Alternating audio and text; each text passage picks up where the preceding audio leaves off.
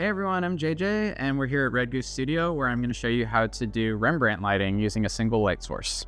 We recently were lucky enough to visit the Rijksmuseum in Amsterdam, where we saw the beautiful Dutch masters' paintings, including the portraits and self-portraits by the famous Rembrandt.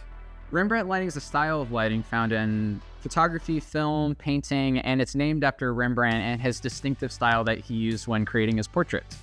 The goal with any kind of portrait lighting, and with this setup in particular, is to create a sense of depth and character with the shadows and the highlight, and this accentuates the person's features in an interesting way. In this case, we're using the bridge of the nose to create what's called the Rembrandt patch, which is a small triangle of light that appears on the cheek in shadow. For this setup, we're using a single Profoto D2 head with a white diffusion gel. I like the setup because having a hard light source creates more dramatic and sharp shadows, while the gel kind of softens the effect slightly.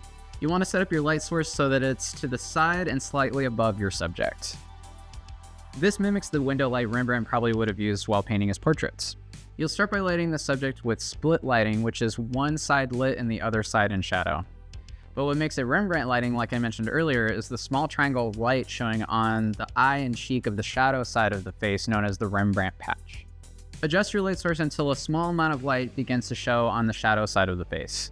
So if you go too far, then the shadow on the nose will disconnect from the larger shadow, creating a shadow under the nose, which results in what's called loop lighting. Once you're dialed in, capture your subject. And now for some tips to get this just right. Don't put the light source too high, or this can result in darkened eye sockets. If your subject moves, you'll also have to move your lighting setup. And lastly, Rembrandt lighting requires specific features of the face in order to create light and shadow, so just consider your subject's features when using this lighting. And that's Rembrandt lighting. Thanks for joining us at Red Goose Studio for this quick tutorial. Leave a comment and let us know what other photo tips and tricks you'd like to see.